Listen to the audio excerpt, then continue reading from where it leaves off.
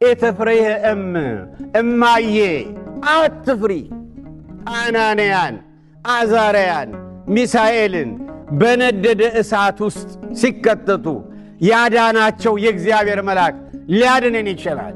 እግዚአብሔር መልአኩን ሊልክ ይችላል።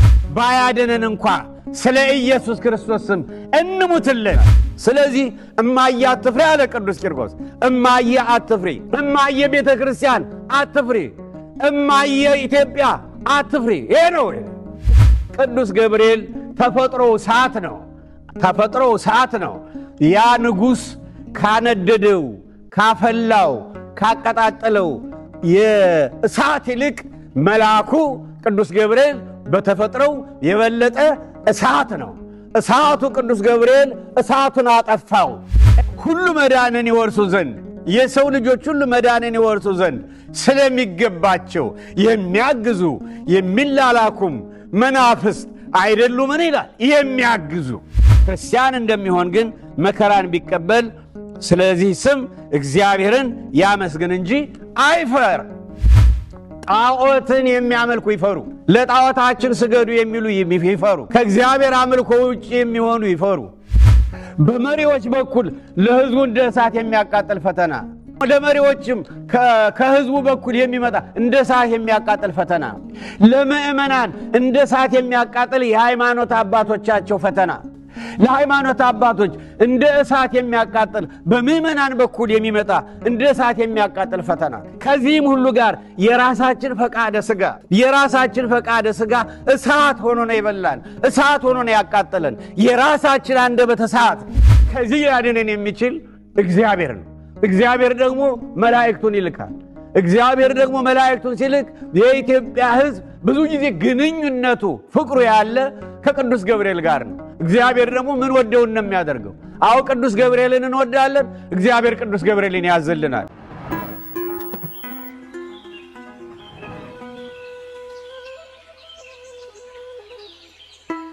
በስመ አብ ወወልድ ወመንፈስ ቅዱስ አሐዱ አምላክ አሜን።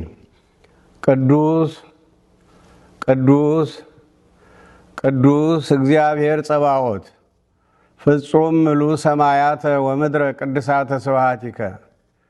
በሰማይም በምድር ምሉእ የሆነ የጌትነት ክብሩና ምስጋናው በሰማይና በምድር ምሉእ የሆነ ፍጹም አሸናፊ የሰራዊት ጌታ ሕያው እግዚአብሔር ስለ አምላክነቱ ሁሉን ቻይ ስለሆነው መለኮታዊ ድንቅ ሥራው ከሰው አእምሮ በላይ ስለሆነው መለኮታዊ አኗኗሩ ለሚታየውም ለማይታየውም ሰፊ ፍጥረት ሁሉ ስለሚያደርገው መግቦት፣ ስለ ምሕረቱ፣ ስለ ቸርነቱ፣ ስለ አባታዊ ፍቅሩ ክብር ምስጋና ለዘላለሙ ለሱ ይሁን።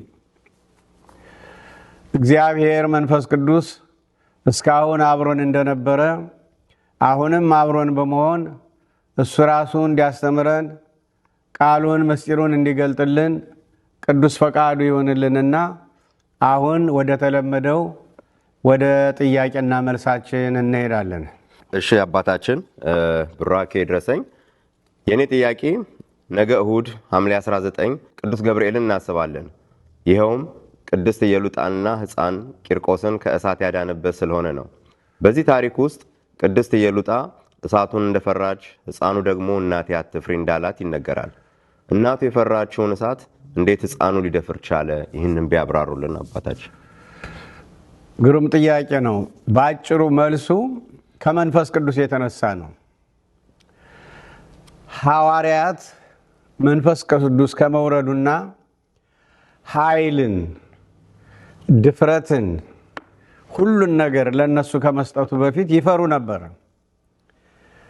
ነገር ግን መንፈስ ቅዱስ በእሳት አምሳል ከወረደ በሕይወታቸው ውስጥ ኃይልን ካሳደረ በኋላ ግን ሞትን እንደ መልካም ባልንጀራ እንደ ወዳጅ እያዩት መከራና ስቃዩን ሁሉ በደስታ እየተቀበሉት ነው ያሳለፉት ይህን ዓለም እና ከመንፈስ ቅዱስ የተነሳ ነው። አሁን ጥያቄው ምንድነው? እናቲቱ ቅድስት ኢየሉጣ የፈራቸውን እሳት እንዴት የ3 ዓመት ሕፃን ልጅ ሊደፍር ቻለ? ምክንያቱም ኢትፍሪህ እናቴ አትፍሪ። እኛ አሁን በዚህ በፈላ ውሃ ውስጥ ተቀቅለን ገብተን ብንሞት በስጋ ነው። የመጀመሪያውን ሞተ ስጋ ነው፣ ማንም ከማይቀርበት ነው። አሁን በዚህ በኢየሱስ ክርስቶስ ስም ብንሞት ከሚቀጥለው ሁለተኛ ከዳግም ሞት ነፃ ነን እና ኢትፍሬም እናቴ አትፍሪ እያለ እንዲያውም እናቱን ማደፋፈር ብቻ ሳይሆን ወደ እሳቱ ይጎትታት ነበር ይላል ታሪኩ። እንግዲህ ይህን ያደረገ በሕፃኑ ውስጥ ያደረ እግዚአብሔር መንፈስ ቅዱስ ነው። ደግሞ እግዚአብሔር መንፈስ ቅዱስ ሕፃናትን የቱን ያህል እንደሚወድ የታወቀ ነው። እግዚአብሔር አብ፣ እግዚአብሔር ወልድ፣ እግዚአብሔር መንፈስ ቅዱስ የሕፃናት አምላክ እንዴ! በሉቃስ ወንጌል ምዕራፍ 1 ላይ እኮ እንደምናየው ገና በእናት ማህፀን ውስጥ በመጥምቁ ዮሐንስ ሕይወት ውስጥ ኃይልን፣ ጥበብን፣ ጸጋውን እንዳሳደረ እናያለን። የድንግል ማርያም እመቤታችን የሰላምታ ድምፅ እናቲቱ ስትሰማ በእናቲቱ ጆሮ በኩል ስለደረሰው ገና የ6 ወር ሕፃን ልጅ በማህፀኗ ያለ ቅድስት ኤልሳቤጥ በደስታ ዘለለ ብላ መስክራለች። እና ኤርምያስንም ሐረይኩከ እምከርሰ እምከ ከእናትህ ማህፀን ጀምሮ ቀደስኩ እያለ ቀደስኩከ እምከርሰ እምከ ከእናትህ ማህፀን ጀምሮ ቀደስኩ እያለ ይናገራል። የሆነ ሆኖ ሰው ሆኖ በምድር ላይ የተገለጠው አምላክ ኢየሱስ ክርስቶስ ለአዋቂዎች ብቻ ሳይሆን ለሕፃናትም እንደሆነ ሕፃናትም እንደም ከሁሉ የበለጠ ሕፃናትን የሚወድ እንደሆነ ለነሱም ጭምር የመጣ እንደሆነ ይነግረናል ወንጌሉ። እኛ እንደምናስበው አይደለም። በሕፃናት በኩል በጣም ትልቅ እንኳን ለነገሩ እንኳን እሱ የወለደች እናት ብቻ ሳይሆን ሕፃንን ማንኛችንም ሕፃንን የምናይ ሁሉ ደስተኞች ነን። ፈገግታቸው ያስደስተናል፣ መፈራገጣቸው ያስደስተናል፣ እንደ ሁለንተናቸው ያስደስተናል። መቼም እንደ ሕፃናት አስደሳች ነገር ያለ አይመስለኝም በምድር ላይ። ስለዚህ ከዚህ በላይ እግዚአብሔር ደግሞ በእነሱ ተደሳች ነው። መድኃኔ ዓለም ኢየሱስ ክርስቶስ ደግሞ ወደዚህ ዓለም ሲመጣ እንዲያውም ቁጥር 1 ለነሱ የሚያደላ ይመስላል ወንጌሉን ስናየው። ለምሳሌ በማቴዎስ ወንጌል ምዕራፍ 18 ከቁጥር 1 እስከ 6 ያለውን አነባለሁ። ምን ይላል?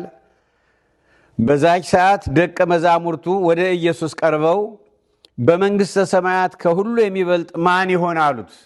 በነገራችን ላይ መንግሥተ ሰማያት ማለት የመጀመሪያው ሉቃስ ወንጌል ምዕራፍ 17 ላይ እንደሚነግረን ራሱ ኢየሱስ ክርስቶስ ነው። መንግሥተ ሰማያት ማለት ራሱ ኢየሱስ ክርስቶስ ነው። ሁልጊዜ ዲያቆኑ መንግሥተ ሰማያት ቀርባለችና ንስሐ ግቡ ይላል። መንግሥተ ሰማያት ቀርባለች ማለት ራሱ ኢየሱስ ክርስቶስ 2 3 ሆናችሁ በስሜ ስትሰበሰቡ በመካከላቸው ነኝ ያለ እሱ አሁን በዚህ በቅዳሴው መሃል በጉባኤው መሃል በእኛ መካከል አለ። ይቅር ሊለን በስጋው ደግሞ ይቅር ሊለን በምሕረቱ በቸርነቱ ይቅር ሊለን የምሕረት እጁን ዘርግቷል። የተጣላችሁ ካላችሁ ይቅር በሉ፣ በውስጣችሁ ክፉ ሐሳብ ያለ ተውት፣ ንስሐ ግቡ፣ ሊባርካችሁ ነው፣ ይቅር ሊላችሁ ነው ማለቱ ነው። የመጀመሪያ አሁን እዚህ ላይ መንግሥተ ሰማያት ስንል ሁልጊዜ መጀመሪያ ማየት ያለብን ራሱ ኢየሱስ ክርስቶስ እንደሆነ ነው። እና ምን አለ ቃሉ? ምን ይላል? በዛች ሰዓት ደቀ መዛሙርቱ ወደ ኢየሱስ ቀርበው በመንግሥተ ሰማያት ከሁሉ የሚበልጥ ማን ይሆን አሉት። በመንግሥተ ሰማያት በሌላ አነጋገር በአንተ ዘንድ ማለት ነው። ከአንተ ጋር ስንኖር በአንተ ዘንድ ከሁሉ የሚበልጥ ማን ነው ብለን እንውሰደው። ጌታ ምን አለ? እንዲህም አለ፣ እውነት እላችኋለሁ ካልተመለሳችሁ እንደ ሕፃናትም ካልሆናችሁ ወደ መንግሥተ ሰማያት ከቶ አትገቡም። ካልተመለሳችሁ እንደ ሕፃናትም ካልሆናችሁ ወደ መንግሥተ ሰማያት ከቶ አትገቡም ነው የሚለው። እንግዲህ እንደዚህ ሕፃን ራሱን የሚያዋርድ ሁሉ በመንግሥተ ሰማያት የሚበልጥ እርሱ ነው። እንደዚህ ሕፃን ራሱን የሚያዋርድ ተጣልቶ ተጋጭቶ ቂም የማይዝ እኔነት የሌለው ስለ ራሱ ክብር የማይጨነቅ ቢወድቅ ይስቁብኛል ብሎ ኀፍረት የሌለው ቢወድቅ መነሳቱን እንጂ ስለወደቀ ምን ባል ይሆን የማይል ብቻ በአጠቃላይ እንደዚህ ሕፃን ራሱን የሚያዋርድ ሁሉ በመንግሥተ ሰማያት የሚበልጥ እርሱ ነው። ፊልጵስዩስ 2 ላይ ጌታም ራሱ እግዚአብሔርነት እንደመቀማት ሳይቆጥር ራሱን ባዶ አደረገ፣ ራሱን አዋረደ ይላል እና በተለይ ራስን በማዋረድ እንደ ሕፃናት የለም። ስለዚህ መንግሥተ ሰማያት ለተባለ ኢየሱስ ክርስቶስ የሕፃናት ሕይወት ተስማሚው፣ በሕፃናት ሕይወት ውስጥ ተደሳችና በሕፃናት ሕይወት ውስጥ ስራውን ለመስራት ቀዳሚው ነው ማለት ነው። እንደዚህም ያለውን አንድ ሕፃን አለ ጌታ፣ እንደዚህም ያለውን አንድ ሕፃን በስሜ የሚቀበል ሁሉ እኔን ይቀበላል። እንደዚህም ያለውን አንድ ሕፃን እንደ ቅዱስ ቂርቆስ ያለውን እንበለው። እንደ ቅዱስ ቂርቆስ ያለውን ቅዱስ ቂርቆስ ሕፃን ነው፣ የ3 ዓመት ልጅ ነው። እንደዚህም ያለውን አንድ ሕፃን በስሜ የሚቀበል ሁሉ እኔን ይቀበላል። በእኔም ከሚያምኑ ከነዚህ ከታናናሾቹ አንዱን የሚያሰናክል ሁሉ የወፍጮ ድንጋይ በአንገቱ ታስሮ ወደ ጥልቅ ባህር መስጠም ይሻለው ነበር። በጣም የሚገርም ነው። ሕፃናትን መናቅ የተለመደ ነው። ሐዋርያት ራሳቸው ሕፃናትን ይንቁ እንደነበረ እዚሁ ማቴዎስ 19 ቁጥር 13 ላይ እንደዚህ ይላል። በዚያን ጊዜ እጁን እንዲጭንባቸውና እንዲጸልይ ሕፃናትን ወደ እርሱ አመጡ። ወላጆች ናቸው። ሕፃናትን ወደ ጌታ አመጡ። ደቀ መዛሙርቱም ገሰጿቸው። ለምን? ሕፃናትን ስለናቁ። እነዚህ ሕፃናት በጉባኤ ቃሉን ሰምተው አያምኑ፣ አምነው ንስሐ አይገቡ፣ አይጠመቁ። ምን ይሰራሉ? መልሱ አሉ ይላል። ነገር ግን ኢየሱስ ሕፃናትን ተዋቸው፣ ወደ እኔም ይመጡ ዘንድ አትከልክሏቸው። ሕፃናትን ተዋቸው፣ ወደ እኔም ይመጡ ዘንድ አትከልክሏቸው፣ መንግሥተ ሰማያት እንደነዚህ ላሉ ናትና። የመጀመሪያው መንግሥተ ሰማያት የምንጠብቀው ዓለም ብቻ ሳይሆን መንግሥተ ሰማያት የተባልኩ እኔ በእናት አንቀጽ አንቺ ተብዬ የምጠራ መንግሥተ ሰማያት የተባልኩ እኔ እንደነዚህ ላሉ ነኝ ነው የሚለው መድኃኔዓለም ኢየሱስ ክርስቶስ። የመጣሁት እንደነዚህ ላሉት ነው አለና እጁንም ጫነባቸውና ከዚያ ሄደ። እጁን ጫነባቸው ማለት ባረካቸው ማለት። አትከልክሉብኝ ላድርባቸው። በተለይ ወላጆች ፈቃደኞች ሆነው መቼም ሕፃናትን ሲፈውስ የኖረው በወንጌሉ እንደምናየው በወላጆች እምነት ነው እንጂ እነሱ ተምረው ቃሉን አዳምጠው አምነው አይደለም። ግን በወላጆች እምነት አማኞች ናቸው ሕፃናት። በወላጆች እምነት ሲቀርቡለት በስጋም በነፍስም ሊፈውሳቸው የምሕረት እጁ የተዘረጋ ነው። ደስተኛም ነው። እንዲያውም ሕፃናትን እየታቀፈ እንደዚህ ሕፃን ተመልሳችሁ ካልሆናችሁ ወደ እግዚአብሔር መንግሥት አትገቡም በተደጋጋሚ በወንጌሉ ተናግሯል። ስለዚህ ለጥያቄህ ሕፃኑ ቂርቆስ እናቱን እንዴት አትፍሪ ሊል ቻለ? እናቱ ቅድስት ኢየሉጣ ስለ ክርስትና ሃይማኖት ያስተማረችው እኮ እሷ ናት። ገና አፉን ሲፈታ እኮ የአፉ መክፈቻ ቋንቋ ኢየሱስ የሚለው ነው። የአፉ መክፈቻ ቋንቋ እግዚአብሔር የሚለው ነው። እምነት የሚለው ነው። ፈጣሪ የሚለው ነው። አምላክ የሚለው ነው። መለኮት የሚለው ነው። በቅዱስ ቃሉ ነው አፉን የፈታው። አስተምረዋለች ገና ከሕፃንነት ጀምሮ። እግዚአብሔር መንፈስ ቅዱስ ደግሞ በዚህ ደስተኛ ነው። መድኃኔዓለም ኢየሱስ ክርስቶስ ደግሞ በዚህ ደስተኛ ነው። ሕፃናት ወደ እኔ ሲመጡ አትከልክሉብኝ፣ መንግሥተ ሰማያት እንደነዚህ ላሉ ናት ያለውን ቃል ይዘው እናቶች ሕፃናት ልጆቻቸውን ሳይንቁ የጌታ ናቸው ብለው ለአዋቂዎች በጥምቀት የሚሰጠው ጸጋ ይሰጥልን፣ ለአዋቂዎች በቅዱስ ቁርባን የሚሰጠው ጸጋ ይሰጥልን፣ ለአዋቂዎች በቅዱስ ዘይት በቅባ ቅዱስ የሚሰጠው ይሰጥልን። ለአዋቂዎች የሚሰጠው ጸበል ይሰጥልን። ለአዋቂዎች የሚሰጠው በረከት ይሰጥልን። አዋቂዎች የሚሰሙትን የቅዳሴ ዜማ ያድምጡልን። አዋቂዎች የሚያሸቱትን የዕጣን መዓዛ ያሽቱትልን። አዋቂዎች የሚያደምጡትን የቃጭል ድምፅ የደወል ድምፅ ያድምጡልን። አዋቂዎች የሚሰሙትን የእግዚአብሔር ቃል ወንጌሉን ሕፃናት ቢሆንም ያደምጣሉ፣ አይምሯቸው ይቀርጻል፣ ያድምጡልን ብለው ወደ ቤተ ክርስቲያን ይዘው ሲመጡ መናቅ ሞኝነት ነው። ለምን? ከኛ ይልቅ ከአዋቂዎች ይልቅ በሕፃናት ሕይወት ውስጥ አድሮ ስራ ለመስራት ደስተኛ ነው። ያለምንም ኃጢአት የሚያገኛቸው ስለሆነ ቅዱስ ቂርቆስን እንደዚያ ሆኖ ነው ያገኘው። እሷ ምንም እንኳን ስለ ክርስቶስ አዳኝነት ብታምንም ቃሉን ብታውቅም በአንድነቱ በሦስትነቱ ብትመሰረትም አምና ተጠምቃ ክርስቲያን የሆነች የዳነች ብትሆንም አዋቂ ነችና ትልቅ ነችና ፈራች። በነፃ ፈቃዷ ፈራች። መፍረድ አይቻልም። በጣም ፈራች። ምክንያቱም ያ ውሃ ትልቅ ጋን ይለዋል ታሪኩ። ነገር ግን በርሚልም ይሁን ከሸክላ የተሰራም ይሁን ሰዎች እንደ ዶሮ ገብተው የሚቀቀሉበት በጣም ትልቅ የሆነ ዕቃ ነው። በዚያ ነው ውሃው እየፈላ። የውሃው እንፋሎት አካባቢውን እንደ ታላቅ ደመና እንደ ታላቅ ጭስ አካባቢውን ሞልቶታል። እየጮኸ ነው የሚጮኸው። የውሃው ድምፅ ራሱ ከሩቅ ያስፈራል። እና እዚያ ውስጥ ነው ከሃዲው ንጉሥ ሊጨምራቸው ሊቀቅላቸው የወሰነው። ለምን? በቃ ኢየሱስ ክርስቶስ የሚባል አዳኝ አምላክ የለም፣ እግዚአብሔርም የለም፣ ሥላሴ የምትሉትም የለም። ያለው የኔ ጣዖት ነው። ለእኔ ጣዖት ስገዱ፣ ለእኔ አምላክ ስገዱ። የሰው እጅ ለሠራው እኮ ነው ስገዱ። ለእኔ ጣዖት ለአምልኮ ባዕድ ካልሰገዳችሁ፣ እግዚአብሔር የሚባለውን ካልተዋችሁ፣ ኢየሱስ ክርስቶስ የምትሉትን ካልካዳችሁ በዚህ በፈላ እሳት ውስጥ ትጨመራላችሁ ወስኗል።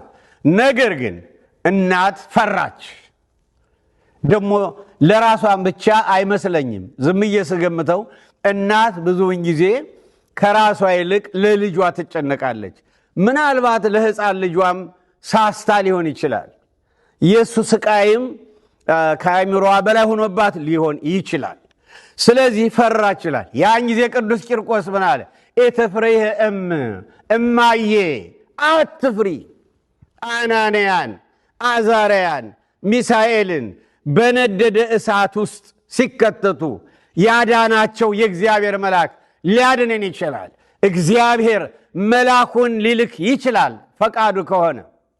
አናንያ አዛርያ ሚሳኤል በዚያ በነደደ እሳት ውስጥ እንዲጨመሩ በተወሰነባቸው ጊዜ የሰማይና የምድር ጌታ የእስራኤል አምላክ ቢያድነን ያድነናል፣ ባያድነን እንኳን አንተ ላቆምከው ጣዖት አንሰግድም ብለው እንደወሰኑ እንደጨከኑ እንጨክን ፈቃዱ ቢሆን እንደነሱ መልአኩን ልኮ ያድነናል። ባያድነን እንኳ ስለ ኢየሱስ ክርስቶስ ስም እንሙትለት። ቅዱስ ጳውሎስም አስተምሮናል። ሮሜ 8 ላይ ከክርስቶስ ፍቅር የሚለየኝ ማን ነው? ረሃብ ነው? ችግር ነው? እስራት ነው? ሰይፍ ነው? ሞት ነው? እሳት ነው? ምንድን የትኛው መከራ ነው ከክርስቶስ ፍቅር የሚለየኝ?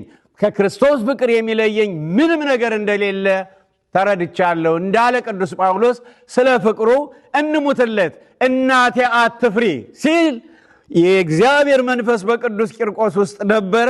በቅዱስ ቂርቆስ በሕፃኑ ውስጥ የነበረ የእግዚአብሔር መንፈስ የክርስቶስ ፍቅር የመለኮት ኃይል እናቱን ረዳት። እሺ ልጄ እንግዲያውስ እውነትህ ነው፣ አሁን ብንሞት በዚህ በሥጋ ነው፣ ከዳግም ሞት ነፃ ነን። ደሞም እስከ ሞት ድረስ የታመንክሁን ይላል ቃሉ። ያስተማርኩ ይሄን ነው። ያስተማርኩን የስፈራ አንተ በሕፃንነት የተማርከው እንዲህ ስታደፋፍረኝ በአንተ ውስጥ የሆነ የእግዚአብሔር መንፈስ መሆን አለበት። እሺ ልጄ ብላ ወስነው ሰዓት ውስጥ ሲጨመሩ ከምንም በላይ የዓይናችን ሽፋሽፍት ከርነን እስክንገልጥ ከዚያ በላይ የሚፈጥነው የእግዚአብሔር መልአክ እዚያ ዕብራውያን 1 መጨረሻ ላይ ምን ይላቸዋል? መናፍስቱ እነ ቅዱስ ገብርኤል እነ ቅዱስ ሚካኤል ቅዱሳን መላእክቱን ምን ይሏቸዋል? ሁሉ መዳንን ይወርሱ ዘንድ ስላላቸው ሁሉ መዳንን ይወርሱ ዘንድ የሰው ልጆች ሁሉ መዳንን ይወርሱ ዘንድ ስለሚገባቸው የሚያግዙ የሚላላኩም መናፍስት አይደሉምን ይላል። የሚያግዙ የእምነት አባቶችን ሲያግዙ የኖሩ መላእክት ያን ጊዜም ነበሩ። ስለዚህ ያ መልአክ ቅዱስ ገብርኤል ተብሎ ተጠርቷል።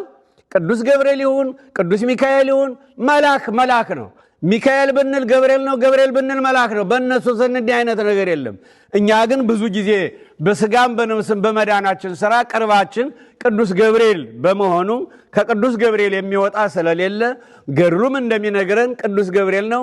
ቅዱስ ገብርኤል ተፈጥሮ እሳት ነው።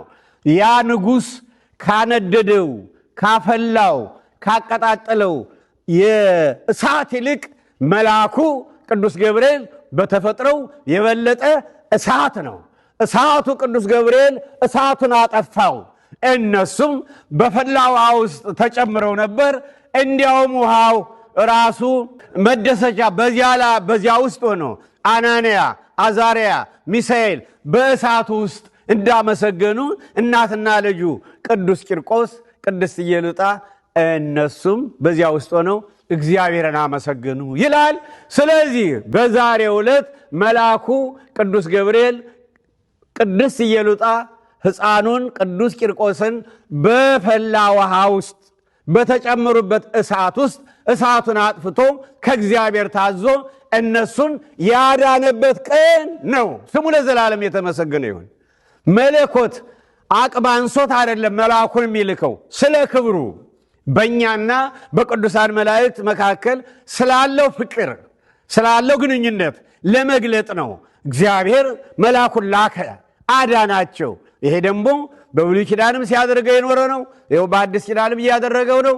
እስከ ዕለተ ምጽአት ሲያደርገው የሚኖረው ነው።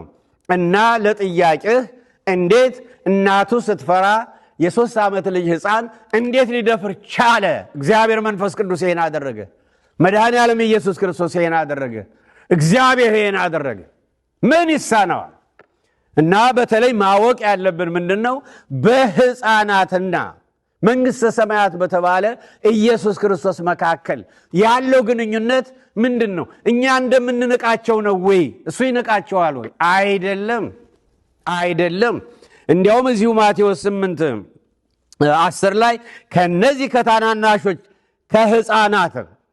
ከታናናሾች ሲል ሕፃናትንም ያጠቃልላል። ይሄ አውዱ እንዲያውም የሚናገረው ስለ ሕፃናት ነው። ከነዚህ ከታናናሾቹ አንዱን እንዳትንቁ ተጠንቀቁ። መላእክቶቻቸው በሰማያት ዘወትር በሰማያት ያለውን የአባቴን ፊት ያያሉ እላቸዋለሁና ጌታ ሆይ አለ ቅዱስ ገብርኤል።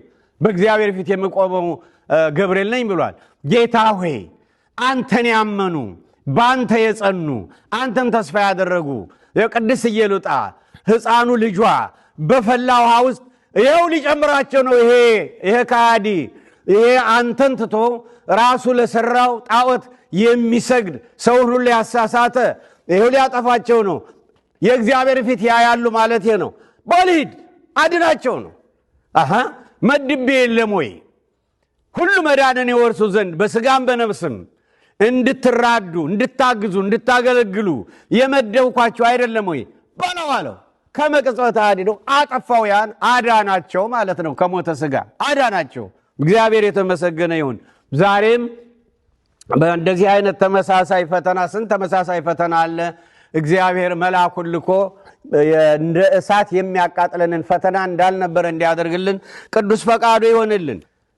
አንደኛ ጴጥሮስ ምዕራፍ 4 ቁጥር 12 ጀምሮ እንደዚህ ይላል። ወዳጆች ሆይ በእናንተ መካከል እንደ እሳት ሊፈትናችሁ ስለሚሆነው መከራ ድንቅ ነገር እንደመጣባችሁ አትደነቁ። ነገር ግን ክብሩ ሲገለጥ ደግሞ ሐሴት እያደረጋችሁ ደስ እንዲላችሁ በክርስቶስ መከራ በምትካፈሉበት ልክ ደስ ይበላችሁ። ስለ ክርስቶስ ስም ብትነቀፉ የክብር መንፈስ የእግዚአብሔር መንፈስ በእናንተ ላይ ያርፋልና ብፁዓን ናችሁ። ብቻ ከእናንተ ማንም ነፍሰ ገዳይ ወይም ሌባ ወይም ክፉ አድራጊ እንደሚሆን ወይም በሌሎች ጉዳይ እንደሚገባ ሆኖ መከራን አይቀበል። ክርስቲያን እንደሚሆን ግን መከራን ቢቀበል ስለዚህ ስም እግዚአብሔርን ያመስግን እንጂ አይፈር። ጣዖትን የሚያመልኩ ይፈሩ። ለጣዖታችን ስገዱ የሚሉ ይፈሩ። ከእግዚአብሔር አምልኮ ውጭ የሚሆኑ ይፈሩ። እምነትን የሚጠሉ ይፈሩ። እግዚአብሔርን የሚንቁ ይፈሩ። ሕፃናትን የሚንቁ ይፈሩ እንጂ በክርስቶስ ስም መከራን መቀበል መታደል ነው የሚለው። ስለዚህ ወዳጆች ሆይ በእናንተ መካከል እንደ እሳት ስለሚሆነው መከራ ድንቅ ነገር እንደመጣባችሁ አትደነቁ። እንደ እሳት ነው ያለው። አሁን ኢየሉጣና ሕፃኑ በእሳት ውስጥ ነው። ግን ከዚያ የበለጠ ደግሞ እንደ እሳት የሚያቃጥለናል። ባለትዳሮች በሚስት በኩል የሚመጣ እንደ እሳት የሚያቃጥል ፈተና፣ በባል በኩል ለሚስቶች እንደ እሳት የሚያቃጥል ፈተና፣ በልጆች በኩል ለወላጆች የሚመጣ እንደ እሳት የሚያቃጥል ፈተና፣ በጎረቤት በኩል ለጎረቤት እንደ እሳት የሚያቃጥል ፈተና፣ በመሪዎች በኩል ለሕዝቡ እንደ እሳት የሚያቃጥል ፈተና፣ ለሕዝቡም ደግሞ ለመሪዎችም ከሕዝቡ በኩል የሚመጣ እንደ እሳት የሚያቃጥል ፈተና፣ ለምእመናን እንደ እሳት የሚያቃጥል የሃይማኖት አባቶቻቸው ፈተና፣ ለሃይማኖት አባቶች እንደ እሳት የሚያቃጥል በምእመናን በኩል የሚመጣ እንደ እሳት የሚያቃጥል ፈተና። ከዚህም ሁሉ ጋር የራሳችን ፈቃደ ሥጋ እሳት ሆኖ ነው የበላን፣ እሳት ሆኖ ነው ያቃጠለን። የራሳችን አንደበት እሳት። አንደበት ትንሽ አካል ብልት ናት አለ ያዕቆብ 3 ላይ። ነገር ግን ዓለምን ታቃጥላለች ይላል። የአንደኛው ዓለም ጦርነት አንደበት ሊሆን ይችላል። የሁለተኛው ዓለም ጦርነት አንደበት ሊሆን ይችላል መነሻው። የሶስተኛው ማያድርስ እንጂ እንደዚያ ሊሆን ይችላል። አንደበት ክፉ ናት። ትዳርን ታፈርሳለች። በአንደበት የሚወጣው ትዳርን ያፈርሳል፣ መልካም ጉርብትናን ያፈርሳል፣ አገርን ያፈርሳል፣ ሕዝብን ይበትናል። ስለዚህ ዛሬም ቢሆን በራሳችን በለበስነው ሥጋም በራሳችን የሚመጣው ፈተና ራሱን የቻለ እሳት ነው። እንዲያውም ይላል እዚያ ገላትያ 5 መጨረሻ ላይ የክርስቶስ የሆኑቱ ሥጋን እስከ ምኞቱና እስከ መሻቱ ሰቀሉት ይላል። ከለከሉት ማለት ነው። እና ራሱ ዛሬ የራሳችን ተፈጥሮ የራሳችን የሥጋ አካል የሥጋ ባህሪ ፈቃደ ሥጋ ነው እያቃጠለን ያለው ከውስጥ እስከ ውጭ። በውስጥ ይሄ አይምሮ ነገር ማንሰላሰል፣ ቂም ይዞ መዋል ማደር፣ ዘረኝነቱ፣ ክፋቱ፣ ምቀኝነቱ፣ ተንኮሉ ይሄ ሁሉ ከውስጥ እንደ ነቀዝ የሚበላን የሚያቃጥለን እሳት ነው። በውጭ ደግሞ ማጨስ፣ መጠጣት ራሱ አልኮል እኮ እሳት ነው ራሱ። ለሥጋም ለነፍስም እኮ እሳት ነው ራሱ፣ የሚያቃጥል እሳት ነው። ምንድነው የሚለን የእግዚአብሔር ቃል? የአይን ቅላት፣ በአጠቃላይ የአይምሮ ብልሽት፣ የኢኮኖሚ መዛባት፣ የክብር ማነስ፣ ክብርን ማጣት ለማን ነው? የወይን ጠጅን በመጠጣት ለሚዘገዩ ሲጠጡ ለሚውሉ ለሚያድሩ አይደለም ወይ ነው የሚል። አልኮል ራሱ እሳት ነው። ሲጋራ ራሱ እሳት ነው። ምንድነው በንጉሱ ጊዜ አንዱ ወጣት ስብሰባ ላይ ፓትርያርኩም ንጉሱ እንኳን የሉም፣ ፓትርያርኩ ባሉበት ጉባኤ ነው። ፊት ለፊታቸው ተቀምጦ ያን ጊዜ ሲጋራ ማጨስ እንደ ስልጣኔ ነበር አሉ ለወጣቱ እና ሲጋራውን ያጨሳል። ከዚያ ፓትርያርኩ ተመልክተው እንዳዩት ያያል። በኋላ እጁን ያወጣና ቅዱስ አባታችን ይላቸዋል። አቤት ምንድነው የኛ አባቶች በእውነቱ ሁሉን ነገር ያረክሳል የሚሉን ለምንድን ነው? እና እዚያ የማቴዎስ ወንጌል ምዕራፍ 15 ላይ ካፍ የሚወጣው ነው እንጂ የሚገባው አያረክስም ይላል። ለምሳሌ ሲጋራን እንደሚያረክስ የሚያዩ አሉ፣ ምናጨሰውን እንደሰማ ያዩናሉ። እና ይህን እንዴት ያዩታል ይላቸዋል። ምን አልክ ድገመው? ካፍ የሚወጣው እንጂ የሚገባው አያረክስም ይላል የእግዚአብሔር ቃል። ለምንድን ነው እኛ እንደረኩስ የምንቆጠረው እንዴ? ካፍ የሚወጣው እንጂ የሚገባው አያረክስም የሚለውን ታምንበታለህ? አዎ። እንግዲያው ካመንክበት ባፍህ ብቻ ሳይሆን ባፍንጫህ እየወጣ አይደለም ጭሱ አሉት።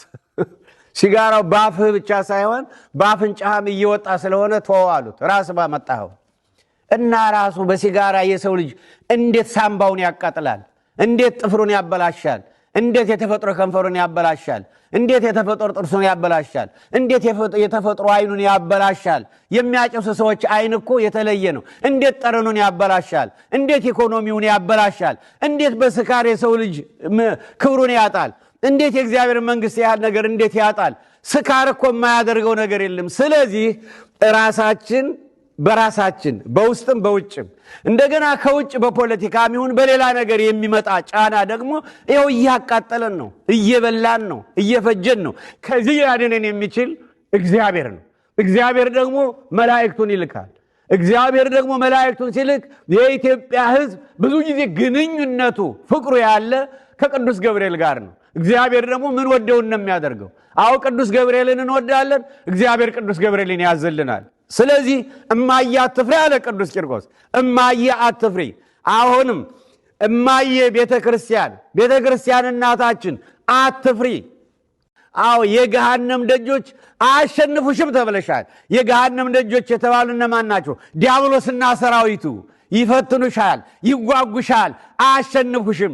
አሸናፊ ኢየሱስ ክርስቶስ ራስሽ ስለሆነ ስመ እግዚአብሔር የተጠራብሽ በአምልኮተ እግዚአብሔር የምትታወቂው ኢትዮጵያ እናቴ አትፍሪ እንበላት። አሁንም ይሁን እኛ ቂርቆስን ሆነን አገራችን ኢትዮጵያን ኢየሉጣን አድርገን እማዬ አትፍሪ፣ እስካሁን ያቆየሽ አምላክ እሱ ያውቃል። ከስንት የነደደ እሳት፣ ከስንት ሰይፍ፣ ከስንት መከራ፣ ከስንት ጨለማ፣ ከስንት የፈተና ወጀብ አውሎ ነፋስ፣ ከስንት የፈተና ጎርፍ አውጥቶ አገራችን እዚህ አድርሷታል። ቤተ ክርስቲያናችን እዚህ አድርሷታል። ያን ሕዝብ እዚህ አድርሶታል። አሁንም በሚሆነው ነገር ተስፋ መቁረጥ የለብንም።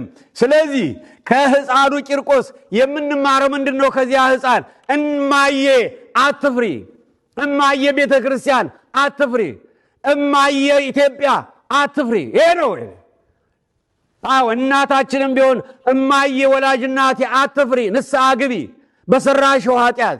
እማዬ እህቴ፣ አባቴ፣ ወንድሜ አትፍሩ፣ እንደ ኃጢአታችሁ ከባህር አሸዋ ይልቅም ይብዛ፣ ከሰማይ ከዋክብትም ይልቅ ይብዛ። የመድኃኔ ዓለም የኢየሱስ ክርስቶስ ምሕረትና ቸርነት የደሙ ኃይል ከዚያ በላይ ስለሆነ ብቻ ንስሐ ግቡ፣ ከተጣላችሁት ጋር ታረቁ፣ ቂም በቀልን ተው፣ በደልን ተው፣ ክፉ ነገርን ተው፣ በንስሐ ተመለሱ፣ በኃጢአታችሁ ተናዛዙ፣ ይህን ቅዱስ ቁርባን ውሰዱ፣ ተቀበሉ። ኃጢአታችሁ እንዳልነበረ ይሆናል። ስለዚህ ሰዓት የሚባል ገሃነም የሚባል ኩነኔ የሚባል አይነካችሁም፣ አይዟችሁ ልንላቸው ይገባል። የራሳችን ነፍስም ልንላት ይገባል። ስለዚህ አይዞን፣ ሁላችንም አይዞን። እማዬ ኢትዮጵያ አትፍሪ፣ እማዬ ቤተክርስቲያን አትፍሪ፣ እማዬ ወንጌል አትፍሪ። ወላጅናት ያላችሁም ሁላችሁን እማዬ አትፍሪ በሉ። አትፍሩ፣ አንፍራ። ሁሉን ቻይ አምላክ መድኃኔ ዓለም ኢየሱስ ክርስቶስ ሞትን ያሸነፈው፣ ሞትና መቃብርን ድል አድርጎ የተነሳው፣ በክብር ያደረገው፣ ዳግም የሚመጣው፣ ዓለማትን የሚያሳልፈው፣ ሙታንን የሚያስነሳው፣ ከመቅጽበት ዓይን ተነስተን በቀኙ የሚያቆመን፣ ብርሃን ለብሰን ብርሃን ተጎናጽፈን ለዘላለም ከእሱ ጋር እንድንኖር ፈቃዱ የሆነ ዛሬም ከእኛ ጋር ነው። ይህ ዓለም ለእኛ የፈተና እሳት ነው፣ የመከራ ዓለም ነው። በዚህ የመከራ ዓለም ውስጥ እሱ አብሮም ስላለ አሸናፊዎች ነን። አምላከ ቅዱስ ቂርቆስ አምላከ ቅድስት ኢየሉጣ ስሙ የተመሰገነ ይሁን። ቅዱስ ቂርቆስን ቅድስት ኢየሉጣን ከእሳት ያዳነ መልአክ ከእግዚአብሔር ተልኮ ዛሬም ከእግዚአብሔር በሚሰጠው መልእክት አሁን በእሳት ላይ በፈተና ላይ ያለች አገራችን ኢትዮጵያን ሁላችን ከነደደብን እሳት እሱ ያደነን፣ የእሳት ፈተናውን ያጥፋልን። ስሙ ለዘላለም የተመሰገነ ይሁን። በሌላ ጊዜ ቸር ይግጠመን። እግዚአብሔር ይባርካችሁ።